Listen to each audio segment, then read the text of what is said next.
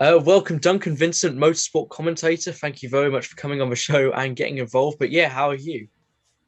I'm very well, thank you very much. Yourself? Yeah, very good. Um, I want to start by asking, how did you first become interested in motorsports? That was a long time ago now. I was very young. It was mainly through my oh goodness me, sorry, computer making noise. It's through my dad. My dad was a very keen motorbike person. He loved all sorts of bike racing, but predominantly road racing at the time when the Isle of Man TT. He had friends who raced sidecars, and it just kind of just started from there. My first love was bikes. My first love was sidecars, I suppose, sidecars and bikes. And then went into four wheels, two wheels, three wheels, you name it, anything. So long time ago now. Yeah, absolutely. And was it when you first became interested in racing and cars and bikes, was it something you wanted to get involved in the future? I think so, yeah. As you know, from a very early young age, once it gets a hold of you, it's you become so passionate about it. I adore it, and I love. I'm very lucky to get to work at a race circuit, and it's cool, And motorsport has changed so much over the years as well, but it's so addictive. It's so good, and once you go and witness it, and if you can get involved in it, it's like a dream. It's great fun, great to work in, and yeah, I'm actually admiring your backdrop just now. I think that's fabulous. Thank you very much. I can see Dan Rowbottom there in his Yeah, category. Andrew Jordan, yeah, yeah. a lot of good touring car stuff and GT stuff. Absolutely. Well, yeah, it's sort of, I went to my first British touring car race in 2013, Mhm. before knowing what a touring car was. And obviously, as I'm sure you know, there's obviously the pit lane walkabouts. And since then, there's been quite a few. So I've been able to pick up quite a good collection of posters and stuff. So it keeps going around the room, really. So yeah. Who's the Suzuki over your left shoulder? Who's that Suzuki that's over your left shoulder there? Uh, that one, Who's this Taylor Suzuki? Yeah, Mackenzie. yeah. Ah, is that T-Mac? Is it? He's a Yeah. good boy. So Yeah, okay. So yeah, actually not been to Superbikes for because obviously didn't do it last year, so it would have been 2019. But definitely, I think when I was younger, like you, bikes was sort of what I was introduced to most. Obviously, I live just a few miles from Snetterton, really, so I'd be Okay. taken up on to see like in the weekdays to see track days where you can get in for free and seeing bikes. And now sort of I think as I've got slightly older, I've definitely become more into cars, in particular British touring cars and British GT and all of that stuff. So Yeah. yeah, so it's I think it's definitely taken over. You could say like you And why do you mentioned. think that is? I know you're the interviewer, but why have you got more into cars and bikes? I'm not entirely sure, to be honest. I mean, touring cars was my first like proper race event I went to, if that makes sense. I'd seen Yeah. bike testing where you could get in for free on a weekday. If we needed something to do. But I think then when I went to my first British touring car race, it was just so exciting. It was I mean you get to maybe because I watched it more, and I think the rest of my family who all of my family follow the British touring cars in particular, and when your family follow something that it Yeah. we've all got our drivers that we support, and so that's quite nice that way. So I would say possibly because I know a bit more about the cars as well, but so Yeah. much respect for all the riders in British superbikes in particular because that's proper crazy. It's good, isn't it? It's Yeah, very good, very fast. yeah, It's motorsport. There you go. It's what you come back to the beginning. yeah, From what I see, it's addictive, and yeah, once you do get involved in it, it's brilliant. yeah. Can you remember what was the first race you went to? How did that really start? Wow, this is something that all other commentators know can just reel off. They can tell you the Yeah. first race, and I can't Oh, for the life of me, because I was lucky enough to. I didn't really go to races until a bit later on. It's quite strange because I used to work at Knockhill yeah. in a different era and a different time throughout the summer holidays when I was on school. I started working there when I was 10 years old with my dad. My dad did a bit of marshalling. I would marshal with him. And then I think I got to around about 13 years old and I ended up on a post marshalling myself for cars and for bikes. So Really? we would always do track days. We would marshal the testing and then the Orange Army would come in and take over the Sunday. So, I mean, Okay, I've been told stories from my mum and my dad that I was at a bike meeting when I was 6 weeks old and things like that. I can't remember that. And Yeah. what I do remember vividly, and this is something that you can maybe relate to, the carts used to come to Knockhill, the super carts, and they were when super carts were huge. But they used to come up and do a Monday event, and I used to get the Monday of school to go to Knockhill and Marshall. And this was when you had the 250s, Martin Hines, Ian Shaw, Perry Bonstrut, and there was so many classes. But that sticks in my memory firmly. Monday morning, not going to school, going to Knockhill and Marshall, just great. And I would be about 15, you know. That would be a dream, honestly. I mean, it's been quite nice because, as I say, we live a few miles from Snetterton, and you know, last year I was gutted, obviously, not to go to British touring cars and all those events. But what I think me and all my family were most gutted about was not being able to go up on the weekday to see testing, because you know it doesn't have the tension or the drama as a proper race weekend. But you know, I always loved the Snetterton tyre test and similar to what you said, because that was generally the Wednesday and Thursday. So what would happen? I would go to school, and then I'd come flying out of school, somehow get over to Snetterton to see the rest of the testing in the afternoon. So it's stories like that which I always remember fondly with it, and that's how I really got into it and became such a big fan. But where did your commentary start? Well, that's a funny story. It was an accident more than anything. I talk a lot anyway. You know, my wife, my kids, my mum, everybody will tell you that I talk far too much, and don't let other people talk. So maybe that's one of the traits of being a commentator. But it's also known when to be quiet and let the other guy talk in the box with you.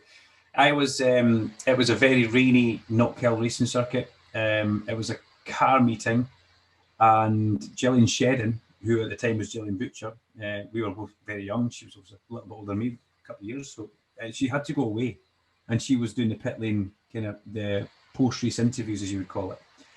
And she said, I've got to go away. We need somebody else to do the mic. Will you do it? And I said, yeah, why not? And it was literally, there's the headphones, there's the mic, turn it on, turn it off, goodbye. And that was it. And it started, and I really, really enjoyed it. And it gave me a bit of a buzz because it was for a car meeting. Was it for a bike meeting? Can't remember. But I was racing cars, so it was quite good. I knew what questions to ask. I could kind of use my racer's knowledge to ask the right kind of questions for cars and bikes now. So it was all an accident. But I realised that I liked it. I enjoyed it, and I thought, I could maybe make something of this if I just try and listen a bit more. And it was cool. It was good fun. Commentary's great, isn't it? It's really good Absolutely, fun. Yeah. I mean, I sort of, first sort of realised I was doing it a few years back when sort of I think the reality hit that, motorsport as a driver is ridiculously expensive. It's not impossible, but you need it all around you. You need, sponsors and the whole package. And I'd love to race. I'd first to say that, but obviously at the minute it's not possible. So then I sort of realised when we're watching live racing, I struggle to be quiet and can't help but commentate. So then I sort of realised, that's the way to go. And it's brilliant fun. And I struggle, when there's touring cars or whatever live on the telly, I struggle to not commentate with it really. So I think as amusing as you turn Addison down? No, no chance. No. No, but I mean, I often get too excited and always drive my family crazy when we're watching it. But it's good fun. So would you say, was there ever an aim to actually do it? Had you ever considered doing it before the opportunity really came to you? No, that's the funny bit. No, I'd never thought of it. Not in the slightest. Knockhill had a radio station at the time. Gary Stagg had created 1602 medium wave, which was one of the first circuits to have commentary broadcast radio station. And I just remember the really bad bagpipe music that Gary had as a theme tune, and it still sticks in my head to this day. But I wanted to be a racer like everybody else who was young and at Knockhill, wanted to be a car racer, and then realised that, hang on, there are other sides of motorsport which keep you very much involved. And it was, like you say, it's expensive to be involved in, but it's not impossible. If you dedicate yourself to being involved in it. I've kind of gone the other way now. I can still race, I can still do a bit of racing, but I leave for Le Mans on Thursday. What day is it today? Tuesday. I'll leave for Le Mans on Thursday. Yeah. I'll leave for Le Mans on Thursday. So that's cool, you know. Yeah. I'm very, very, very lucky with that. Yeah, absolutely. What would you say? What do you most enjoy commentating on, or have you got a favorite series to follow? It's difficult to say because I do cars and I do bikes. Yeah. I do local club stuff. I do World Endurance Championship. I do the British Touring Cars, which we just did at the weekend there at Knockhill. I just like it all. Yeah. You know, when you put the headset on and you're in front of a microphone, you have the head mic. It's just great. You know, it is great. It's a buzz. I get a huge buzz and a huge rush from it, and I also get a huge buzz and rush from interviewing people as well. Like what you're doing just now. We did a lot of this through lockdown for Knockhill, but on Saturday at Knockhill, Matt Neal came in the box for both FP1 and FP2, and it was great. It was just not a lot happens, and you can't get too excited about what you see in the timing screens for the touring cars in FP1 and FP2. They go through, as Matt calls it, about housekeeping. So interviewing Matt during that and keeping an eye on it, it's just, it's great. It's a buzz. It's a massive rush. Yeah, absolutely. I completely understand that. I don't know if I answered the question there, actually. I can't remember what it was, but the thing is, I get what you mean about that, to be fair, because it's just, I enjoy talking to people about, like-minded people that are just as passionate about it as me, and knowledgeable people like you that I can just have a good chat with about the sport we love. Yeah, it's cool, isn't it? When you get another enthusiast, and when you speak to someone like Matt Neal and or any of these drivers that I get to speak to, I feel very, very lucky and privileged. They have a huge knowledge. I work with Alan McNish. I work with Alan this weekend, and McNish is great. He's been there. He's done it all, but he can also. You can ask him a question and he can be very graphic and detail it, but give you in very simple, easy to know terms for everybody. And that's a great skill that racing drivers have as well. Racing drivers aren't just great drivers. They can communicate well. They've got great communication skills. They know how to say things and how to kind of promote themselves. So professionals, aren't they? Absolutely. As you're going to be you're going to be a very professional. That's what I hope as well. That's what I hope. That's the aim. I think that's definitely what I the way I want to go. I think I wasn't too sure. Obviously, as I said, wanted to compete at some point, but I think the commentary is really good fun. It's really exciting, and got to get to watch racing really, which is good. Yeah, so it's great. It must have been great for for you to see the full crowds back at Knockhill. Talk us through what you thought of the weekend. It was great. You hit the nail on the head there. We have been stuck in this limbo in Scotland for quite some time, where we at Knockhill weren't allowed to have a crowd. We had the British Superbikes there, and we had 1,000 people on site. Yeah. Now, it looked like it was a club meeting around outside. You could count the people in the banking from the commentary box. The racing was still fabulous, as it always is. Yeah. But it just didn't have that vibe, that buzz. It just something was missing, and it was the spectators. So we had them in for the touring cars there. We didn't have long to promote the event. We only really had 2 weeks to promote the event. So I think we at Knockhill promoted it really well. We managed to get people to come along, and it was great. I mean, it was great to see spectators. I've got to see in the commentary box myself. I was like, wow, look, he's busy. Yeah. Yeah. And I was thinking, you get your heart starts going a bit, and you're thinking, and all these people are going to listen to what we say. So you kind of get to the morning, you go, you used to fade up and go, hello.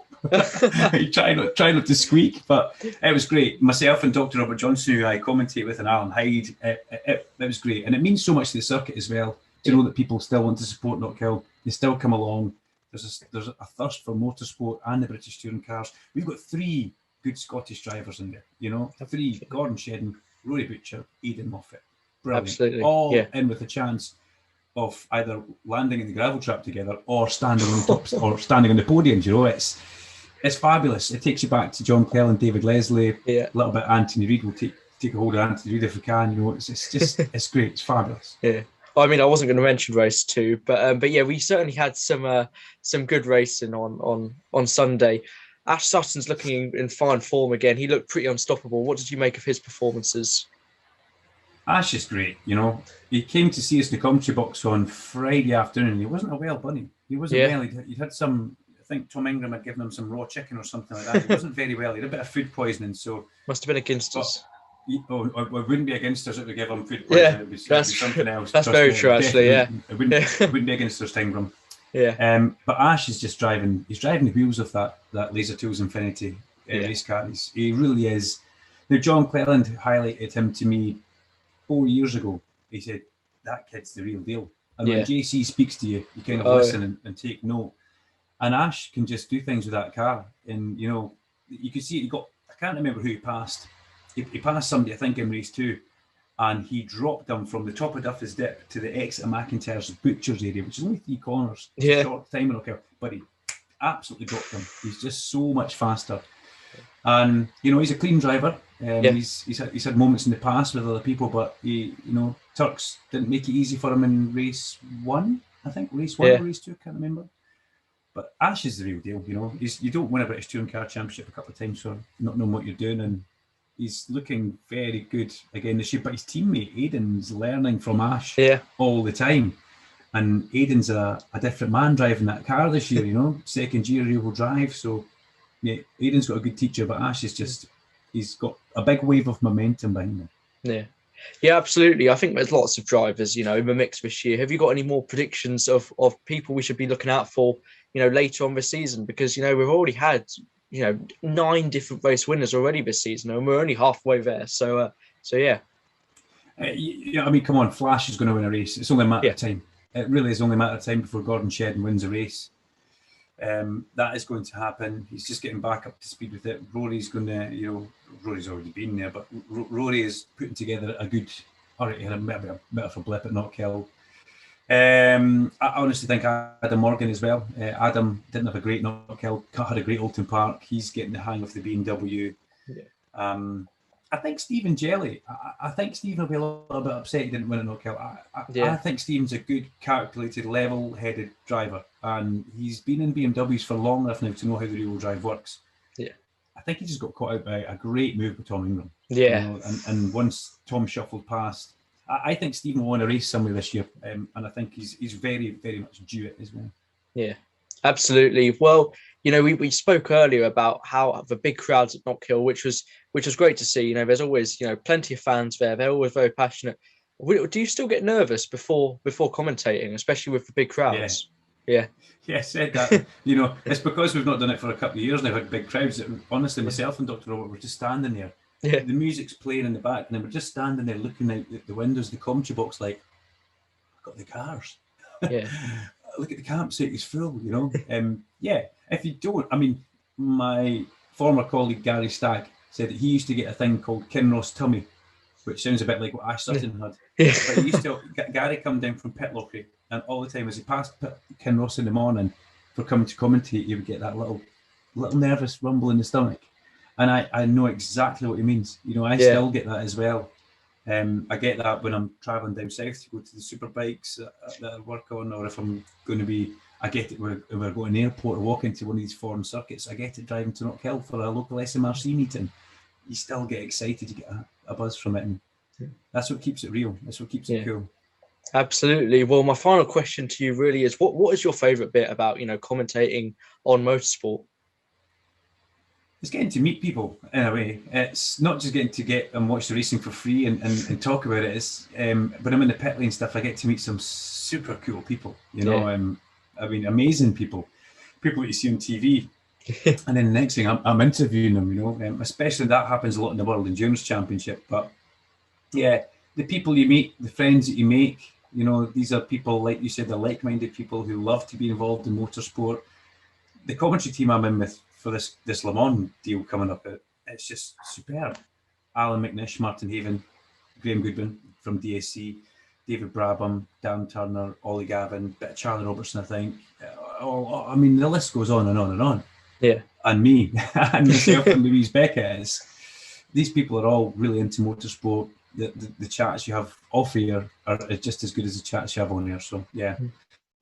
That and some great racing, of course. We are lucky in this country. We've got such a great national scene for cars, for bikes, and then there's great club scenes as well. And yeah, it's really cool. It's really cool. And we always have to mention that we have got the greatest marshals in the world as well. Of course, so we're in the commentary box. We're in the commentary box at the weekend, and there was quite a big crash in the Ginetta Juniors at the back in their first race of the day.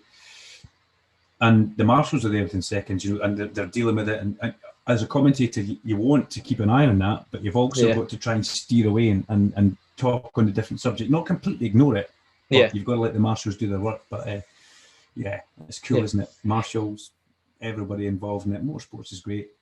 Commentary's where it's at, though. Absolutely. Well, I was going to say, I know that was my final question, but I was going to say it must have been nice for you guys to get the Knockhill meeting of touring cars, done, because like you said earlier, there was such uncertainty with the crowd and stuff. And I think there was even uncertainty on Sunday morning when there was, all the fog as well. So yeah. Yeah. As if life wasn't hard enough in a pandemic when we only just get a crowd back, then the fog rolls in. It's oh no. There's one point myself and Dr. Robert, where we are in the Gary Star commentary tower, elevated up in the middle of the circuit, we couldn't see the track. Yeah. We couldn't see the track. It's it's just there. We could barely see Laser Tools Racing that were right in front of us for the hospitality. So there was a little point where we thought, oh, we're going to be earning our money this morning, filling in talking about qualifying for 4 hours. But one thing we do know, we know local weather.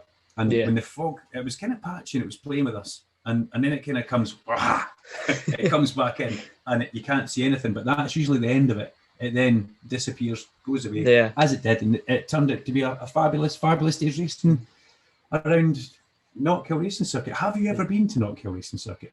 I have not, but it's on the top of the bucket list, I'll tell you that. Oh. So, I mean, geez, I'm coming to Snetterton in a couple of weeks' time for the VSB.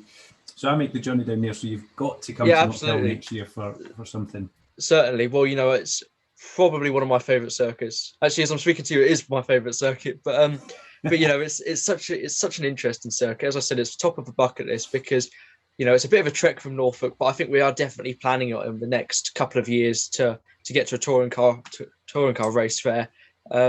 Well, if you come up, I'll give you a ticket so you can get yourself in for the touring cars. I'll sort that out for yourself. There you go. Well, thank you very much. Even more reason to. Okay. So now there's no bad excuses that you can't. Exactly. You can't say that you're washing your hair or anything. Exactly. Well, my little brother, he's an Ada Moffat fan, so he's definitely hanging out to get to Knockhill as well. So. Okay. He's the one, is he? He's the one. Yeah. The Moff. The Moff's great, isn't he? Did you see him visualising? That was brilliant, honestly, and fair play to Tim Harvey for commentating on that lap as well. I mean, incredible. It looked like a good lap he'd put together as well. It looked quick, didn't it? Yeah. Turns in, accelerates out. Yeah, he obviously didn't trigger the track limits or anything like that, so it must have been quite a good one. Aidan's had more track limits than anybody around Knockhill in his junior days when he was starting to play. Aidan was brilliant. So yeah. Have you got a favourite driver, by the way? Oh no, I couldn't say that. If I said I had a favourite driver, Tom Ingram, it wouldn't go down very well. It really wouldn't go down well. So I've got all these Scots guys. I like them all. I'm very, very lucky. Yeah, I play Xbox with Matt Neal. Got my going to have some. Nice. Yeah, bit of Call of Duty later on. So they're all good. They're all good, and a lot of them are friends as well. So if you said like favourite, the other ones would be like. Yeah. It's nice to especially when British touring cars, if you're watching it from if you've not got a favorite driver and you're watching it as an outsider, it's absolutely brilliant. I've spent many years following a particular driver, and at times it did get very tense, especially on the difficult days. Andrew Jordan, I'm a big AJ fan, so I'm a big fan of him as well. I like Andrew an awful lot.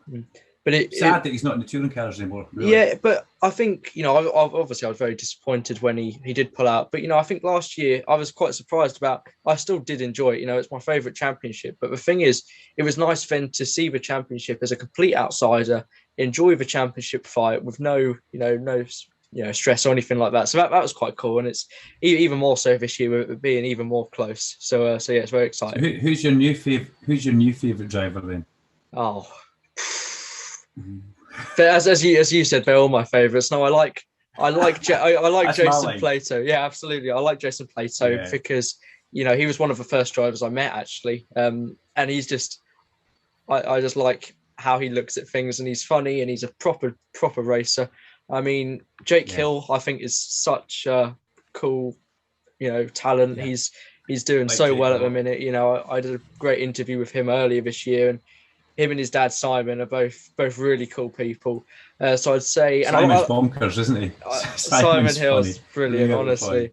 And because he's done some commentating as well and racing, so it's great to know. And like you said actually earlier, obviously a few years ago I just saw these guys as celebrities, as drivers, But now obviously since I've been interviewing some of them, it's been nice to get to hear from them personally, and they're all they're all really nice people.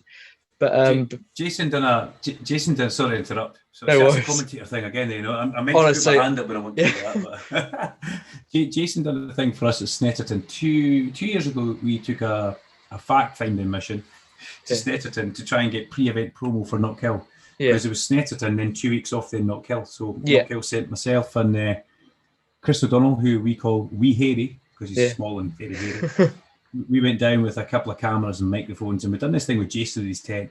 And all Jason had to say was, "Hi, I'm Jason Plato. Come to Knockhill on the 13th of August for the next round of the British Touring Cars." So that is a fairly easy line that everybody else in the paddock managed. Jason took at least 9 attempts to say that. He turned up to Jason, "Hi, I'm Jason Plato. Come to Knockhill on the 13th of December for the British Touring Car Championship." We're like, "Jason, it's not December." He said, "What?" And this went on and on. It went from December. He changed the number. He'd had a good qualifying session. I think that was the time that he actually got the pole position. He lined up in the wrong place, and then the famous parallax word came out. So I think he'd maybe had a wee celebratory gin and tonic before we got to him on that Saturday. So he's a great guy. Yeah. He's great fun. And I'm delighted that he's still in the championship. It's a shame we lost Matt, but if we can keep Jason in, who knows? Matt hasn't officially retired, Matt. Yeah. He's just taking a bit of time off. Yeah, absolutely. I think he saw it from I guess a business point of view. I don't want to speculate too much with obviously what happened over the winter with the team, but I think we could see Matt back in the championship. He's still very quick, as is Jason. So I think I'm like a lot of people hoping JP gets that magic 100. Yeah, I know. It can't be far away. That's another guy that's bound to have a win this season at some point. Yeah. You're asking for predictions. That man. And his teammate Dan Lloyd as well. Dan Lloyd. I think Dan Lloyd's a great driver. I think he's such an underrated driver. I remember watching him in the TCR UK, and he was proper dominant in that. And then he obviously had part of drive for 2018. I can't remember if he did the whole season or not. Anyway, he got a win, and I was gutted not to see him back in 2019 because I think I knew how good he was. And then obviously he was announced with Power Max this year, and I was so happy for him. I wasn't expecting it at all, to be honest. But no, I think Dan's definitely up there. I think he's a great driver as well. And I think they're struggling a little bit with the car at the minute, but yeah, they've got a good sort of teammate, rivalry, I guess, at the same time. But they're still working together. It's no sort of Plato versus Muller incidents, anything like that yet. No. So there's no team would want that ever again. No, not at all. But yeah, it's all the championship's in great form as well at the minute. 29 cars on the grid, and the racing's always really close. Do you listen to Tin Top Tuesday? Oh yeah. Yeah. Alan Hyde and Tin Top Tuesday. Yeah, brilliant. You need to try and get Tingham on here and ask him about biscuits and any. It's just a weird. I have some weird chats and interviews with Tom Ingram. It always seems to be like that. Always seems to come into discussion with him. It's his thing, and I don't know how they start. Start a serious conversation with Tom Ingram, and before you know it, you've gone down a rabbit hole. And you've got lost, and you can't get back out, and you're talking about the last time you wore a pair of denim jeans. It's like really bizarre. But he's good. He's a good guy. You need to try and get him on here. And of course, he had a great win at Knockhill. He was very. He spent a day in Scotland celebrating. Actually, that. I think I saw that. Yeah. He went to Civerino's, which is a very famous pizza place in Edinburgh, which is Dario and Marino Franchitti's cousin that runs that, Michele. Really? And then they went down Portobello Beach and a couple of Iron Brews. Yeah. Why not? Why not? Absolutely. But yeah, as you mentioned, Tin Top Tuesday is great, and it's great for despite being a radio show, it's still really popular. Alan Hyde's brilliant. I was lucky enough to interview him earlier this year and had a great chat. He's got some brilliant stories from how he started commentating and all of that. So he was definitely really interesting to talk to, and he, you know, had lots of advice, which was great to listen to. Well, if you were a commentator, how would you sign off? What would your thing be for signing off then? What would you say? Oh, you've put me on the spot here. I feel Yeah, I always thank you. Yeah. This is your audition for Knockhill FM, you see. Yeah. Oh, okay, I see. Well, I've been your. I need to thank you first. Well, thank you, Duncan, very much for coming on the show and getting involved. It's been great to chat, and thank you for sharing, you know, all your stories with me. And yeah, keep up the good work.